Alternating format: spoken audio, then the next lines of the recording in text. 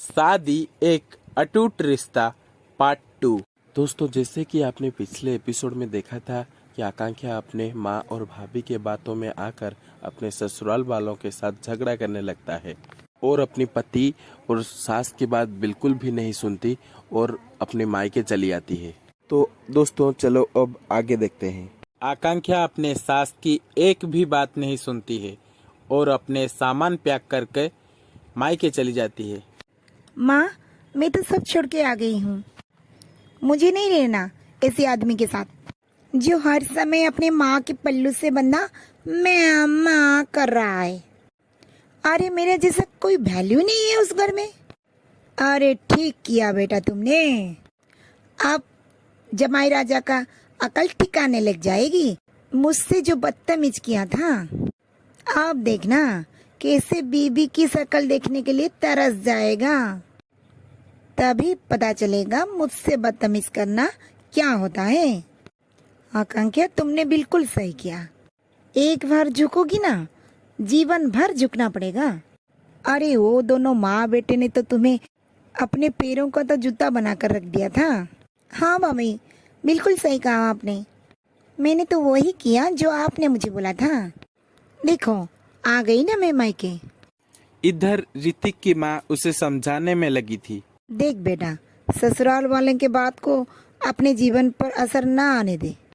वो तो रिश्तेदार है ना, आज बोलेंगे कल भूल जाएंगे। लेकिन आकांक्षा तो तेरी पत्नी है, उम्र भर का जीवन साथी है वो तेरा। बातों को इतना बढ़ाने की कोई जरूरत नहीं। तुम दोनों आपस में समझौता कर लो और अपने जीवन को खुशी खुशी गुजारो। माँ, मैं तो उसे कुछ कहा ही नहीं। कितनी बार मैं उसे समझा चुका हूँ, लेकिन वो तो समझने के लिए तैयार ही नहीं। अब तो उसे कुछ कहने में भी डर लगता है। सारी बात अपने माँ को बता देती है। देख बेटा, मेरा कहना मान, उसे फोन कर ले। हो सके उसका गुस्सा ठंडा हो गया होगा और वो पछतावा करने लगी होगी।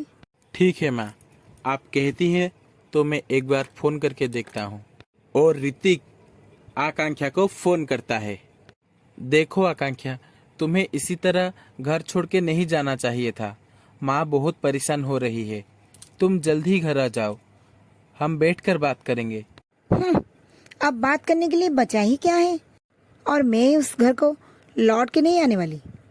तुम्हारी माँ की चालबाजियाँ मुझे अच्छी तरह पता है। पहले उस घर में मुझे नहीं रहने दिया और अब बुला रही है। और मैं यहाँ आ गई हूँ तो चैन से जीने नहीं दे रहे हैं। मुझे तुम्हारे साथ कोई रिश्ता ही नहीं रखना। तुम अपने माँ के साथ अकेले रहो उस घर में। ऋतिक को बातें सुनाने के बाद आकांक्षा फोन काट देती है। माँ, ये लोग मुझे चैन से जीने नहीं देंगे। जल्दी डिवोर्स के पेपर रेडी करके इनके मुंह पर फेंकना है ताकि ये लोग साथ हो जाएं। आकांक्षा डिवोर्स के पेपर बनाकर ऋतिक को भेज देती है। ऋतिक बेटा, देख तो जरा, ये कोरियर वाला कौन सा कागज देकर गया है। माँ, ये तो आकांक्षा के घर से आए हैं। देख तो बेटा, क्या लिखा है इसमें। माँ, आकांक्षा तलाक चाहती है। उसने नोटिस भेजा है। हे भगवान, ये क्या कह रहा है तू। पति पत्नी का झगड़ा ये तो हर घर में होता है, लेकिन ऐसी वैसी छोटी बातों पर कोई तलाक लेता है क्या। माँ, झगड़ा अगर सिर्फ पति पत्नी का होता तो सलाह हो सकती थी, लेकिन यहाँ तो उसका पूरा खानदान सलाहकार बनकर बैठा है। वो लोग उसे वापस नहीं आने देंगे। तो कोई तलाक वलाक नहीं देगा, मैं कह देती हूँ। बहुत हो गया, तू कल मेरे साथ चल रहा है। हम जाकर बहू को समझा बुझाकर साथ में ले आएंगे। बेटा, वो हमारा घर की लक्ष्मी है, उसके बिना ये घर घर नहीं। अगले दिन ऋतिक अपने माँ के साथ आकांक्षा के घर पहुँच जाता है। आकांक्षा, तेरे मन में ही तलाक की बात कैसे आ गई। तू तो लक्ष्मी है मेरे घर की। चल बेटा, अगर मेरे से कोई भूल हो गई हो तो अपनी माँ समझकर मुझे माफ कर देना और मेरे साथ घर चल। माँ जी, ये पल भर में रंग बदलकर मुझे ये रंग मत दिखाना। जब मैं वहाँ थी तब आपका प्यार कहाँ था। मुझे तलाक ही चाहिए, मैंने सोच लिया है। मैं तुम्हें इज्जत से वापस लेने आया था, लेकिन तुम्हें तो अपनी माई के ऊपर कुछ ज्यादा ही घमंड है। ठीक है, तो मैं भी तुम्हें तलाक नहीं देने वाला। अगर तुम जिद्दी हो तो मैं भी जिद्दी हूँ। तलाक के बिना तुम दूसरी शादी कर ही नहीं पाओगी। देखता हूँ कितने दिन मायके में बैठी रहोगी। ऋतिक अपनी माँ के साथ वापस लौट जाता है। इधर रात में आकांक्षा गुजर रही होती है, तभी उसे भाई भाभी के कमरे से आवाज आती है। ऋतिक ने तो तलाक देने के लिए मना कर दिया है। अब क्या सारे उम्र आकांक्षा को घर में बिठाकर हम रखेंगे? अरे तुम लोगों को जरूरत क्या थी उसे भड़काकर मायके बुलाने के लिए?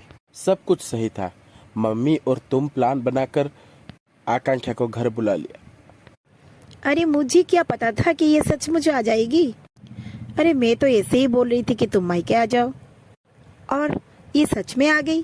अरे इतनी महंगाई का जमाना है, पहले इसकी शादी पर खर्च किया, अब ये तो हर दिन शॉपिंग पर निकल जाती है।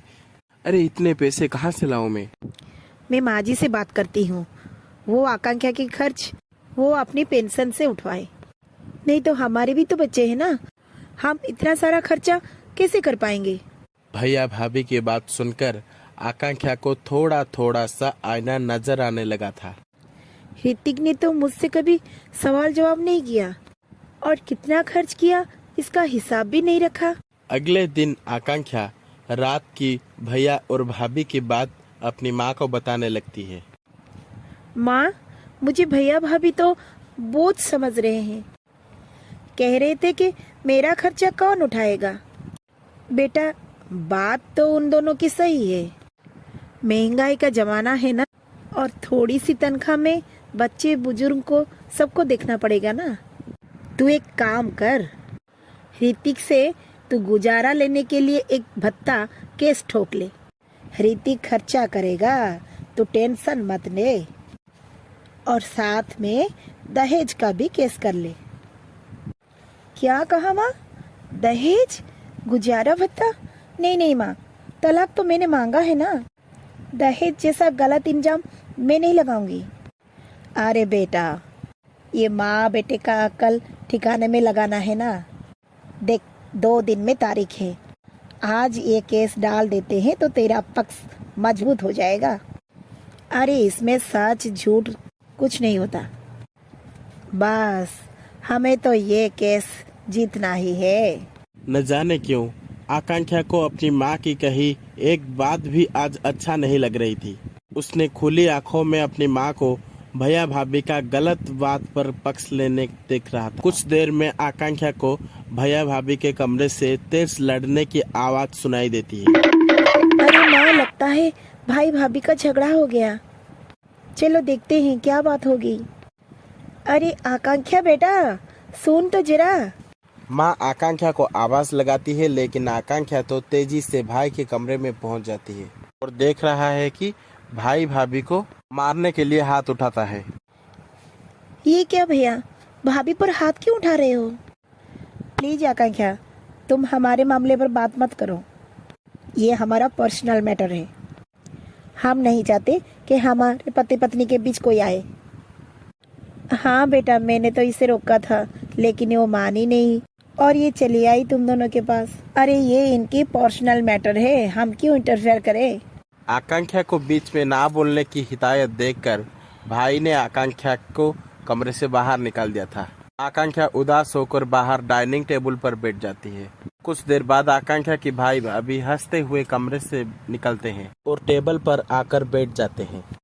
अरे आकांक्षा, आज खाने पर क्या बनाई हो? मुझे जोरों से भूख लगी है। भाभी, अब कुछ देर पहले तो।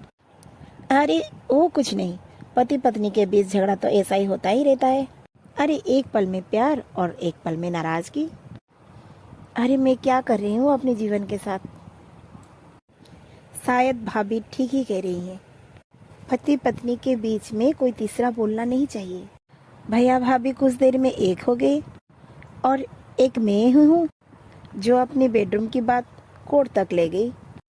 सच बात तो ये है कि मुझे अभी याद ही नहीं कि मैंने किस बात के लिए उन्हें तलाक की नोटिस भेजी थी। अपने पर्सनल मैटर में माँ, भाभी, सासू माँ को मैंने इन्वॉल्व करके ठीक नहीं किया। आकांक्षा सोच ही रही थी तो तभी उसका फोन बज उठता है। माँ जी, आप? बेटा, कल तुम्हारे कोर्ट की तारीख है। ऋतिक जिद करके बैठा है कि तलाक के पेपर में साइन नहीं करेगा। अगर तुम हमारे साथ नहीं रहना चाहती हो तो उसमें ज़बरदस्ती करना ठीक नहीं है। वो साइन कर देगा बेटा, तुम खुश रहो। बस आखिरी बार मैं अपनी बहू के साथ बात करना चाहती थी, बस इसीलिए मैंने फ़ोन कर दिया। माँ जी, क्या मेरे लिए उस घर में अब भी एक जगह बाकी है? क्या क्या कहा तुमने बहू? तू सच कर रही है बेटा? अरे मैं तो कोई सपना नहीं देख रही हूँ ना बेटा। माँ जी, आप मुझे एक मौका और दे दीजिए, मैं अपना सब कुछ सही सही करके दिखाऊंगी। मुझसे बहुत बड़ी गलती हो गई, मैंने जो आपको अपमान किया।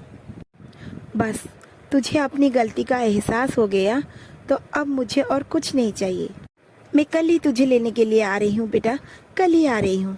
अगले दिन ऋतिक अपने माँ के साथ आकांक्षा के घर आता है और खुशी खुशी उसे अपने घर ले जाता है। आकांक्षा को समझ में आ चुका था कि शादी एक अटूट रिश्ता है जिसे गलतफहमी के कारण तोड़ना नहीं चाहिए।